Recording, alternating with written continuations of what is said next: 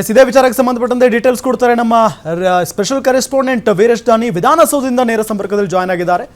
Sir ದಾನಿ, quick ಆಗಿ ಹೇಳ್ಬಿಡಿ. ಈಗ ಚರ್ಚೆ ಆಗ್ತಿರೋದು ನೆಕ್ಸ್ಟ್ ಯಾರು ಮಂತ್ರಿ ಆಗ್ತಾರೆ. ವಾಲ್ಮೀಕಿ ಸಮುದಾಯದಲ್ಲಿ 2 ಸೀಟ್ ಹೋಯ್ತು, ಇಬ್ಬರು ಕೂಡ ಮಂತ್ರಿಗಳು ಹೋಗಿದ್ದು ವಾಲ್ಮೀಕಿ ಸಮುದಾಯದಲ್ಲೇ ಕೂಡ.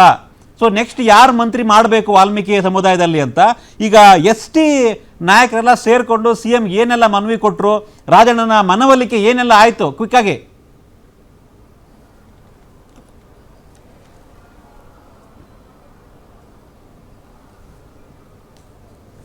ಸತೀಶ್, ಈಗಾಗಲೇ ST ಸಮುದಾಯದಿಂದ 2 ಸಚಿವರು ಸಂಪುಟದಿಂದ ವಜಾ ಆಗಿರುವಂತದ್ದು.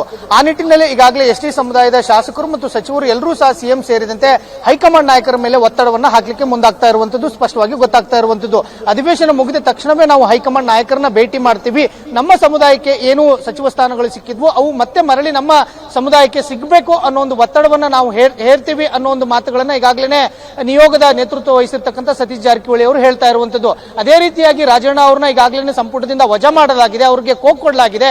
ಹೀಗಾಗಿ ಅವರಿಗೆ ಒಂದು ನೈತಿಕ ಸ್ಥೈರ್ಯ ಕೊಡೋದ್ರ ಜೊತೆಗೆ ಹೈಕಮಾಂಡ್ಗೂ ಸಹ ಮನವರಿಕೆ ಮಾಡಿಕೊಡ್ತೀವಿ ಅನ್ನೋ ಒಂದು ಮಾತುಗಳನ್ನು ಹೇಳೋದ್ರ ಜೊತೆಗೆ ST ಸಮುದಾಯದ ಶಾಸಕರುಗಳು ಎಲ್ಲರೂ ಸಹ ಒಗ್ಗಟ್ಟಾಗಿರೋದು ಸ್ಪಷ್ಟವಾಗಿ ಗೊತ್ತಾಗ್ತಾ ಇರುವಂತದ್ದು. ಸತೀಶ್.